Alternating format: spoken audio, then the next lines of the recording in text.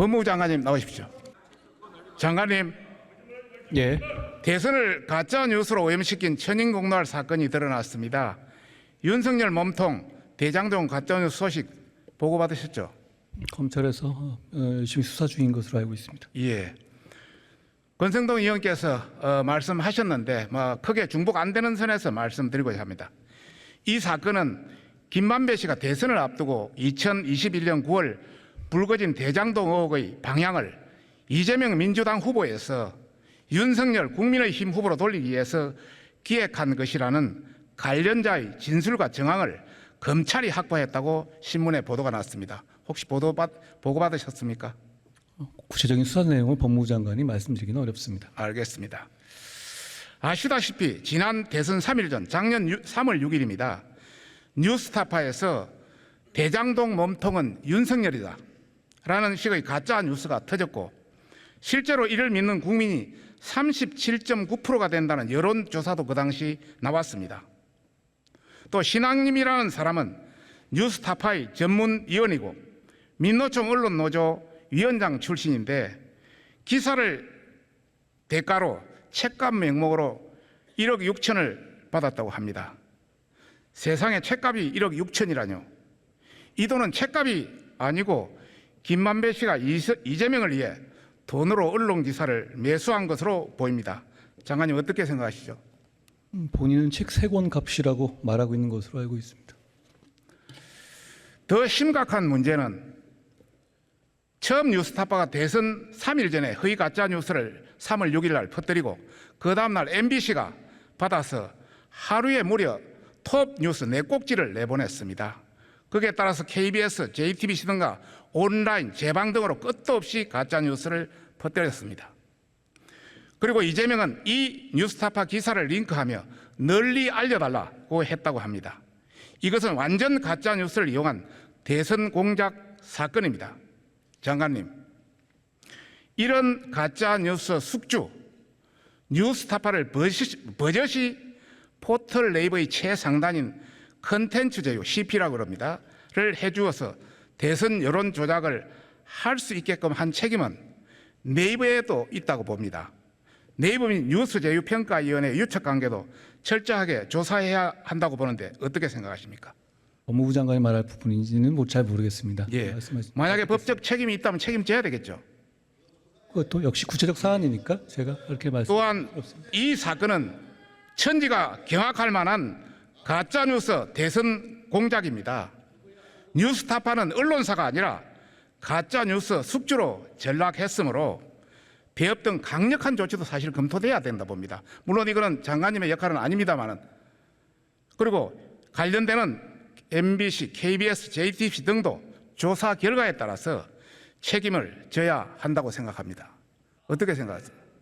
검찰이 그런 부분까지 감안해서 지금 충실하게 수사 중이고 진실이 규명되고 책임을 물을 거라고 생각합니다. 알겠습니다. 들어가십시오. 한덕수 총리님 앞으로 나와주시기 바랍니다. 총리님, 민주당은 2008년 강우병 괴담, 2010년 천안함 괴담, 2017년 사드 괴담으로 재미를 보더니 이제 후쿠시마 오염수 처리수에 대한 괴담을 선전선동하고 있습니다. 총리님, 문재인 정부 때 정의용 전 외교부 장관도 IAEA 기준에 맞는 적합한 절차에 따른다면 굳이 방류에 반대할 것이 없다 이렇게 발언한 거 알고 계시죠? 네, 2014년 4월 19일입니다. 그러면 윤석열 정부하고 문재인 정부하고 방류의 여러 가지 기준이라든지 방법이라든지 절차에 차이가 있습니까?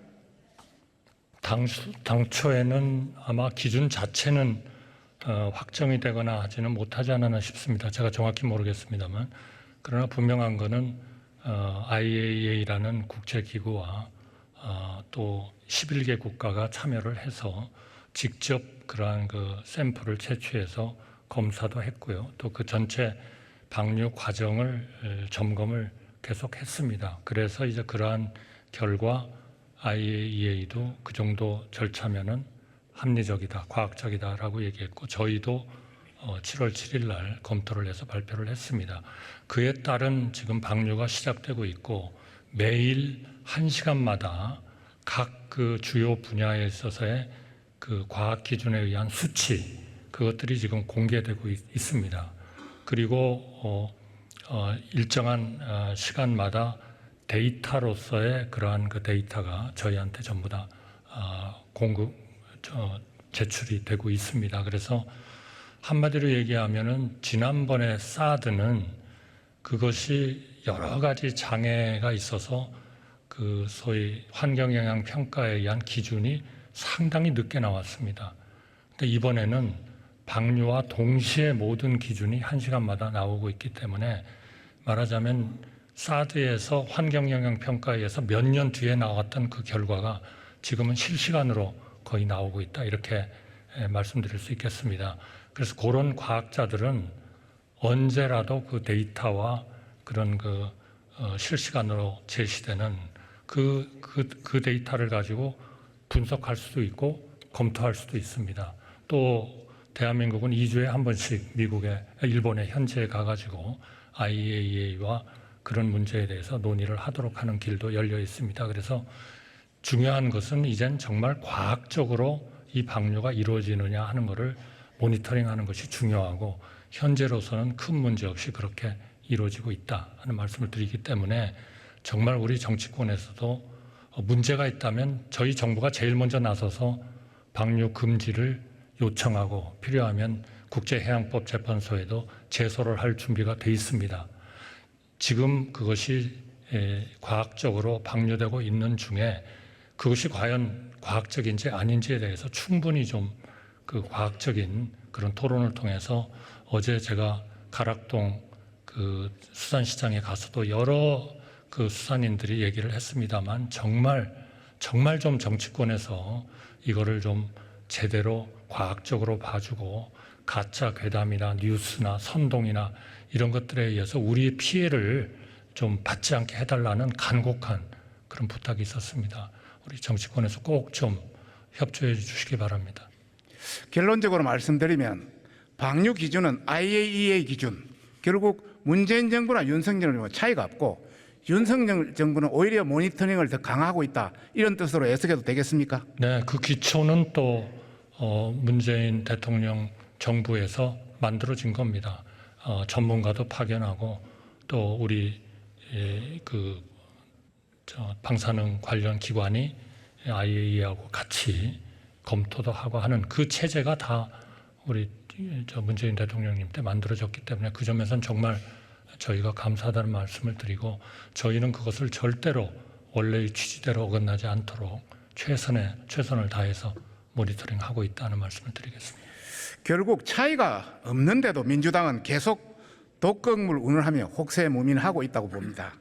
총리님, 후쿠시마 오염수 처리수 방류에 대해서 자유민주주의 국가들 중에 야당이 정치적으로 저렇게 도가 넘치게 악용하는 국가가 어디 있습니까? 어떤 나라가 있습니까? 글쎄요, 야당은 없지만 중국은 반대하고 있는 거죠. 그러나 딴 나라들, 미국이라든지 영국이라든지 EU라든지 이런 데에서는 다 IAEA가 모니터링하고 있는 그런 방류 시스템에 대해서 과학적이고 합리적이라는 평가를 내리고 있습니다. 민주주의 국가 야당은 없죠, 지금은. 없습니다. 예. 한편 이 오염수 영향권에 있는 미국, 캐나다를 비롯한 태평양 도서 국가들은 일본의 오염수 처리 방식을 크게 문제 삼지 않고 있습니다. 반면에 죄송합니다. 자유주의 국가 중에서도 일본의 국회 중에 예. 몇 명의 국회의원들은 반대하고 있습니다. 예, 저는 도가 넘치기라는 말을 썼습니다.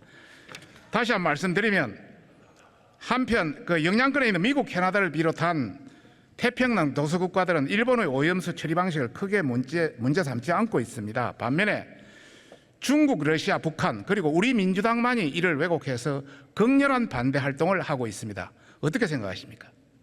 저는 정말 정치권에서 이것이 단순한 정치 의제가 아니고 100만 명의 수산인의 생명이 달려있는 그러한 문제입니다. 정말 이거를 과학적으로 좀 봐주시고 과학적 토론을 하셔서 정치권이 협력을 해주셔야 우리 수산인들의 100만 명의 생애가 보장이 된다. 이렇게 간곡히 말씀드리고 싶습니다. 예. 오늘 아침 신문을 보니까 북한이 오염수 반대 투쟁을 지하망을 통해서 지령을 내렸다는데 반국가 세력의 어떤 준동에 대한 대책은 있습니까? 저는 그런 부분들은 뭐 적절하게 관련 기관들이 모니터링하고 필요하면 뭐 적절한 조치들을 하리라고 생각하고 있습니다. 동아시아에서 가장 많은 삼중 수소를 배출하고 있는 나라는 연간 1054 테라베크렐을 배출하고 있는 중국입니다. 일본 원전의 6배, 한국 원전의 5배 수준입니다. 반면 일본 후쿠시마 오염 처리소의 삼중 수소량은 연간 22 테라베크렐, 중국의 48분의 1에 불과합니다. 그런데도 민주당 이재명 대표는 중국 싱하이밍 주한대사를 만나서 아무런 말도 못하고 고개만 숙였습니다.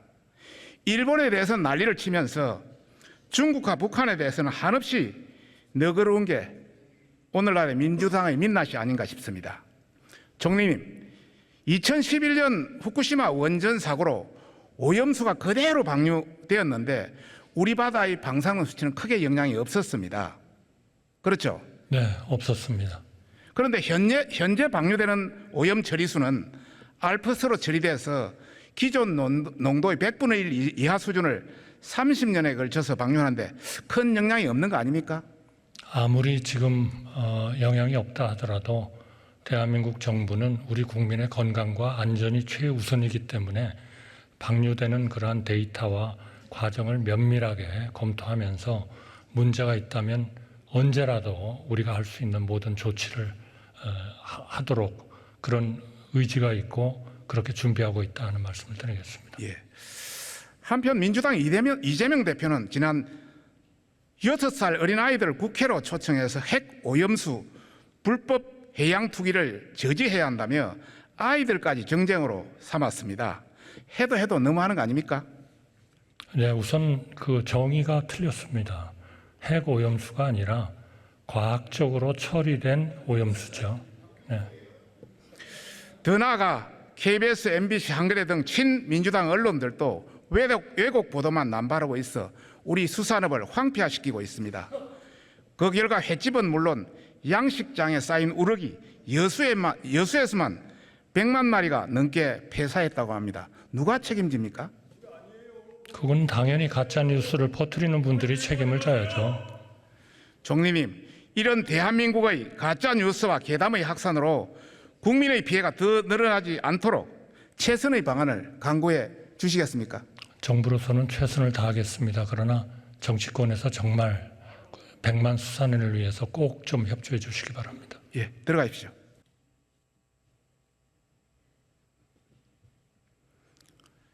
문재인 정부에서 R&D 예산이 얼마나 급증했는지 아십니까? 얼마나? R&D 예산이 얼마나 늘었는지 급증했는지. 네, 굉장히 빠른 속도로 늘었습니다. 뭐 전체 예산이 다 늘었으니까요. 예, 문재인 4년 만에 10조가 늘었고요. 노무현 이명박 박근혜 11년에 걸쳐서 10조가 늘었습니다. 그 결과 R&D 과제 수가 2021년 7만 5천 개로 늘어나서 감당하기 어려울 정도로 폭증했고 그러다 보니까 기획형 짬짬이 R&D 다운마저 발생했습니다.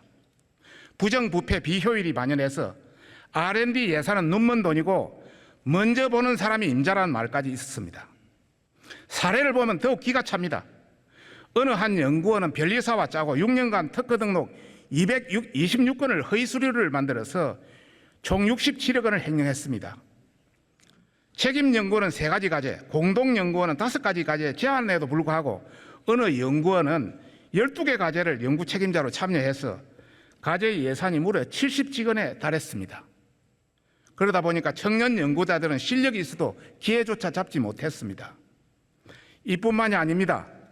과제 쪼개기로 무려 290개 과제로 쪼개서 뿌려주고 유사 주제로 1개 중소기업이 같은 연도에 11개 과제를 수행했고 출연연 53개 지역부는 대부분은 출장 사무소로 전락해서 제 역할을 못하고 있습니다. 이러다 보니 R&D 전반에 대한 개혁이 필요하다는 국민의 목소리가 대단히 높습니다. 윤석열 대통령의 R&D 예산을 제로 베이스에서 검토하고 R&D 카르텔을 혁파라는 말씀도 바로 이런 것을 기억하라는 뜻입니다. 그러시죠? 예, 바로 그렇습니다. 특히 젊은 학자들, 젊은 R&D 전문가들의 기회가 굉장히 봉쇄되어 있었다 하는 것입니다. 총리님이 이번 R&D 예산 조정안의 핵심은 무엇이라고 생각하십니까? 가장 효율적으로 R&D가 배분되어야 된다 하는 것이고요. 그렇게 보면 지금 의원님 지적하신 그 모든 내용들이 다 아주 중요한 문제로서 제기가 됐고 또 그런 하나의 좀 기득권이라 할까요? 뭐 카르텔이라고 할까요? 이런 것들이 아주 좀 이런 데 대한 하나의 그 비판이 굉장히 과학계에도 아주 굉장히 강했다. 그 점에 대해서 정부로서 정말 어려운 일이고 이런 R&D 예산 같은 거야말로 얼마나 그 근본적인 목적이나 취지는 좋은 일입니까? 많이 배분을 해가지고 우리 산업의 장기적 경쟁력을 높여야 되는데 실질적으로 그것이 돈이 들어가는 만큼 전혀 효율이 나오지 않는다 하는 문제가 있었기 때문에 제로 베이스에서 고통스러운 그런 재조정 작업을 거쳤다 하는 말씀을 꼭 좀 우리 국회에서도 좀 이해해 주셨으면 좋겠습니다. 요약하신다면 지금까지 관행적으로 나눠 먹던 R&D 예산은 줄이고 초인류 경쟁력 분야라든지 미래 전략 기술 분야라든지 또 주력 산업 초격차 분야라든지 또 도약 성장, 고속 도약 성장 담보 기술 분야라든지 이런 데 집중 지원해서 세계 최고 수준의 혁신을 하겠다는 그런 뜻 아니겠습니까? 거기에 또 최고의 기술을 가진 국제적인 협력도 R&D 협력도 좀 새로운 시각에서 보고 좀 과감하게 하자 하는 그러한 내용도 담았습니다. 네. 그런데 민주당은 반성은커녕 이재명 당대표 취임 1주년 기념 기자 간담회에서 정부의 R&D 예산 조정을 두고 R&D 예산을 대폭 삭감한 것은 참으로 황당한 일이다. 이런 어처구니 없는 소리를 하고 있습니다. 그동안 디지털 뉴딜이라는 이름하에 문재인 정부에서는 단기 알바 가짜 일자리 예산을 R&D 예산이라고 남발한 민주당이 이런 이야기를 하니까 국민들도 의의가 없다고 이야기하고 있습니다. 총리님, R&D 예산의 부패 카르텔과 낭비 비효율 문제에 대해서는 앞으로도 계속 개혁해야 되는 것 아니겠습니까? 네, 이번에 기초서부터 완전히 다시 한번 제로 베이스에서 검토를 했고요. 또 이것이 운영되는 것을 보면서 계속 그러한 검토가 계속되어야 된다고 생각을 합니다.